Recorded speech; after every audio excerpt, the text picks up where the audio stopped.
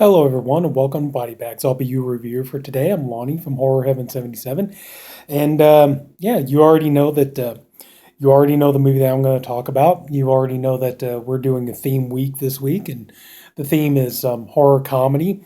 And I got to be honest, when I pitched this idea to do the review for this one, I really thought they would come back and say, "Can't do this one. No, it's been done." My jaw nearly hit the floor when I talked to Rob about it, and he said, no, this movie's never been reviewed on this channel. It's like, you got to be kidding me.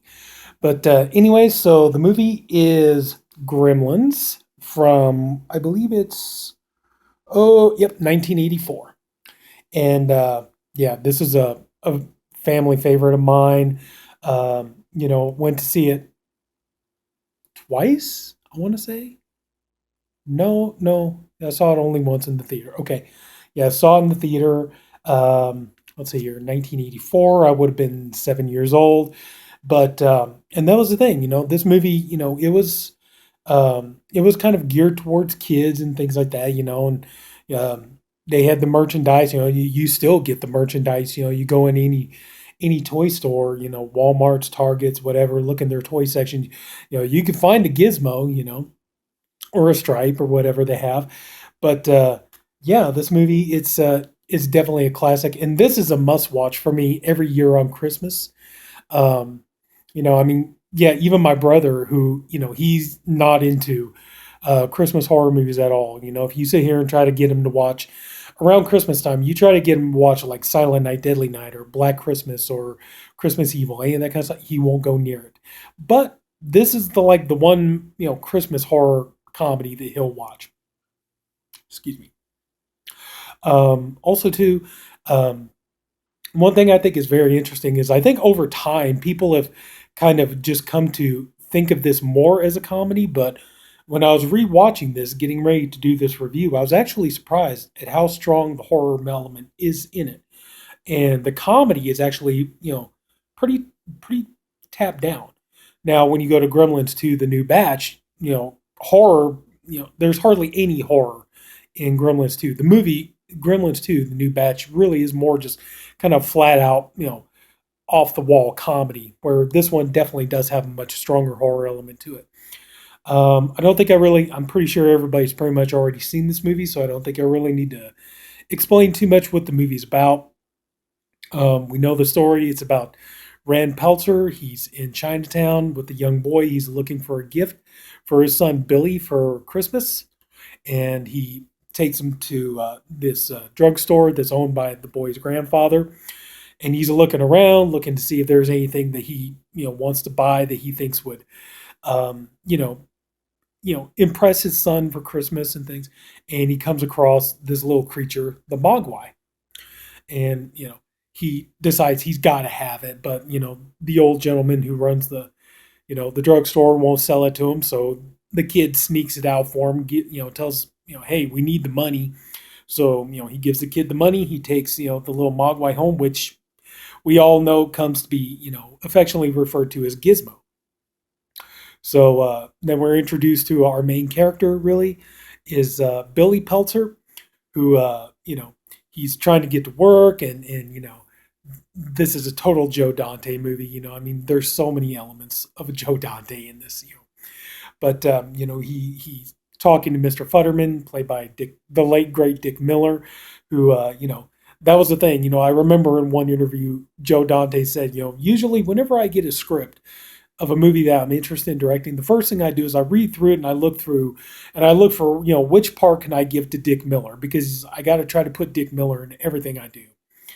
And surprisingly enough, though, unfortunately, Dick Miller was not in any of the Masters of Horror episodes that Joe Dante directed. That's really sad. But anyway, so we realize that Billy, he's going to work. He works at a bank with his love of his life, crush, Kate, played by Phoebe Cates, who, yeah, 1984, man, Phoebe Cates, she was the bomb, baby. I mean, everybody was in love with Phoebe Cates, and I think, of course, everybody was already in love with her because of the pool bikini scene in Fast Times at Ridgemont High. But I think so everybody was already everybody was already gushing over her for that. But then when you see her in this and she's playing the, incredibly beautiful, adorable, super sweet, lovely girl, Kate, it just made you want to, marry her, which Kevin Kline eventually did. But so, and then we're introduced to, some of our other characters who are going to end up basically adding to the body count for the Gremlins, especially Mrs. Deagle, played by Polly Holliday, who, it was fun to watch her in this movie, especially if in the early 1980s, because if you watch television, you saw Polly Holliday mostly on the TV show Alice, and everybody remembers her, her catchphrase, "Kiss my grits," you know, and Mrs. Deagle, she's very much an Ebenezer Scrooge type, and then you see a small cameo by another Joe Dante regular, Belinda Belasky, who you've seen her in so many of Dante's movies. You've seen her in Piranha, The Howling, some Amazon Women on the Moon. She just did his segment for Nightmare Cinema. She's another one. She's been in a lot of his movies, and then so Billy gets home and we find out that Mrs. Deagle basically she's I think she's like really into real estate, and she's kind of like really like chasing people out of their homes. Like I said, she's very much a female Ebenezer Scrooge type, and apparently she's putting the pressure on Billy's family because Billy's dog accidentally broke her. Well, he was a dog. He broke her snowman, and so she's mad about that. And Billy took the dog to work with him, and the dog, hearing her threatening about how she was going to kill the dog a slow, painful death, the dog jumps at her. But anyway, I'm kind of like going a little too in depth in the movie, a movie that pretty much I think just about everybody's seen. Anyway, let's fast forward a little bit. So Rand Pelzer comes home, gives Billy the present, the Mogwai Gizmo, and of course we learn about the three rules, which I'm going to go through them anyway, but I'm pretty sure everybody who's watching this video already knows what they are. Rule number one, no sunlight. Sunlight will kill them. Rule number two, do not get them wet, which, eventually as the movie progresses, obviously, the rules get broken and we find out, what can happen and why these rules are important. But, they cannot get wet. They cannot have water to drink, nothing like that. We come to find out the reason why is because it makes the Mogwai multiply. And then we get to the third rule, which is do not feed them after midnight, which unfortunately Billy does end up feeding them after midnight. And then the real terror begins. And that's the thing. Like I said, I think over time, mostly people have come to see this movie as more of like a comedy and not so much horror. But rewatching it is like, there's not that much humor in it. Now, like I said, Gremlins 2, yeah, the movie's mostly just top bottom comedy. But this movie here, there's a lot of scary moments, and you got a lot of heavy hitters, behind the camera, as well as in front. The screenplay was written by Chris Columbus, who's gone on to direct so many family movies you wouldn't believe it. He directed the first two Harry Potter movies, Mrs. Doubtfire, Home Alone, on and on and on and on. This guy's done so many family films over the years.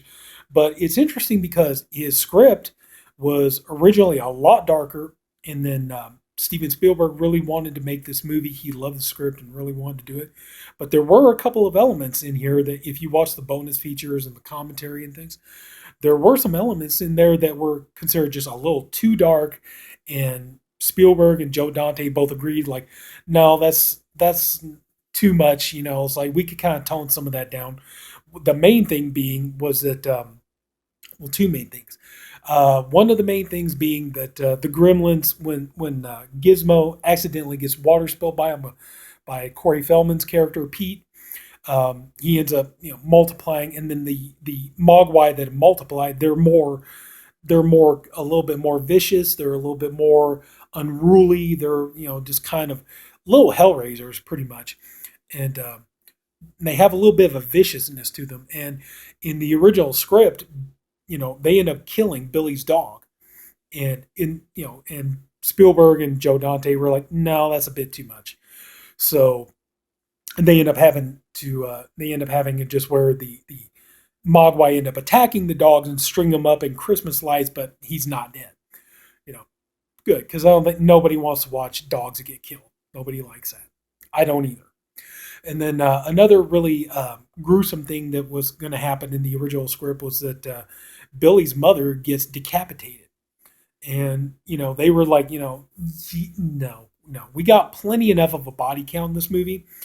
And especially once, the Mogwai, they eat after midnight and then they transform, they go into these cocoons and then they become the gremlins. And then, there's a scene where Billy's mother is fighting them off, but one stripe manages to escape, and so Billy goes looking for him, goes to the like local YMCA, Stripe jumps into the pool and then multiplies like you would not believe, and so now the entire town is being overrun with gremlins, and the body count just starts piling up big time. Um, Surprisingly enough, like Dick Miller and his wife, played by Jackie Joseph, who, both of them, the main reason why Dante wanted those two together was because they were both in Roger Corman's Little Shop of Horrors, and he wanted to have them together in a movie again. But, never knowing that there was going to be a sequel at the time, pretty much both of the characters in this movie, their characters were supposed to get killed. They were supposed to die. And, the gremlins are going around, they're just, wreaking havoc everywhere, killing, and, the body count just rises and it gets, huge. And the movie does have genuinely scary moments and there are some gruesome moments. But, when it gets to the comedy part of it, is like a lot of it mainly is the scene in the tavern where the gremlins have overtaken the tavern and Kate is basically like trying to survive, trying to keep from being, attacked by the gremlins and things like this. And that's the one place where really you get the most humor is, um, but you got to understand that Joe Dante, he was, this is a horror movie, kind of a horror movie in the 80s. And, a lot of the filmmakers, the masters of horror who were making movies, horror movies in the 80s, they all lived by one tried and true simple rule was that, for a horror movie, you need to have humor in it to kind of offset the horror so that, give the audience something to laugh at so that they're not laughing at the entire movie itself or the entire story. And that's what Dante did. He put some humor into it to kind of deflect, and keep people from just laughing at the movie as a whole and just thinking it's stupid. And it works. It definitely works for this movie because I think if this movie was presented to be like dead serious, no humor in it whatsoever, no kind of self-reference or anything like that, this movie, I think it would not be the standout horror comedy that it's become over the decades because I think people just I think it ultimately would have ended up going the way of like other movies that tried to ape this style, movies like Ghoulies or Troll or Hobgoblins, what have you, movies that it would end up probably, in one of those kind of lists, like it's so bad it's good, or maybe even so bad it's bad. But, they knew what they were doing. And I think also too, it did help. I think, that they added a little bit of the humor in there too, just because, you know, I think everybody going into this, um, you know, everybody kind of knew, like, the Gremlins, the Mogwai, Greek Gizmo, they're puppets. They're animatronics, they're puppets, things like this. So it's like, it's going to be kind of hard to take them seriously to begin with. But I think also, too, they decide, well, let's have them do some fun things that will kind of, kind of just add to the fun of it, the element of it. But also, too, it does end up making you kind of invest more into the horror aspect of it. But yeah, Gremlins, I mean, I don't think I really need to tell you much more. I'm pretty sure everybody's seen this movie already. Everybody knows it. And I definitely recommend it. Now, for 4K, I gotta be honest, the 4K didn't really blow me away on this.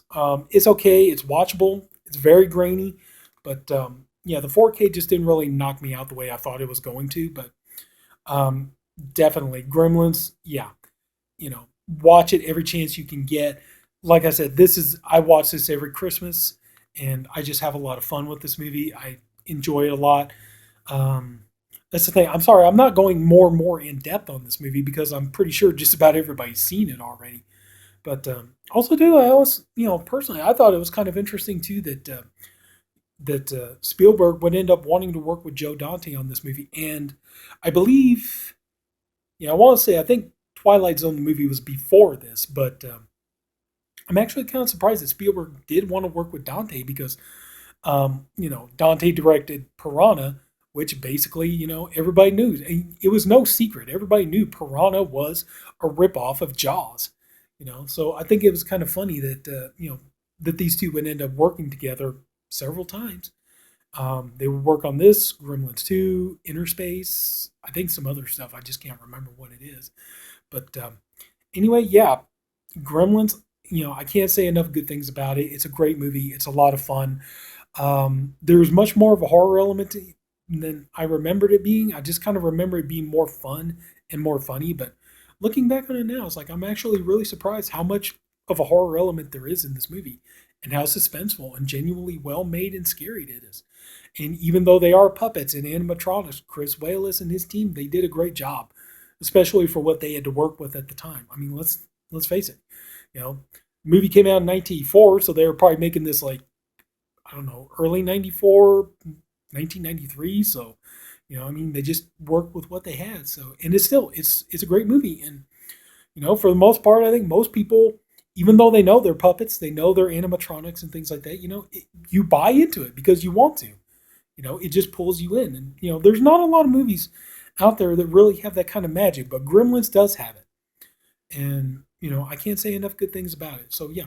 Plus, also, too, Jerry Goldsmith's score, you know, that's amazing. And you hear the score, you definitely get it stuck in your head. So, but yeah, Gremlins, I don't think I really need to tell you to see it because I'm sure we all already have. But yeah, Gremlins is a great movie. It's a classic. Um, yeah, Joe Dante, top of his game. Spielberg, everybody did a great job on this. The acting is solid across the board. Zach Galligan, great. Phoebe Cates, great. Hoyt Axton as the father, he was also great. And so anyway, yeah, Gremlins definitely give it a shot. So why am I telling you give it a shot? Everybody's pretty much already seen this movie. Anyway, that's going to do it. So if anybody took the time to watch this, I thank you for doing it. I appreciate you for doing it. I also hope you enjoyed the video. If you did, please leave it a like.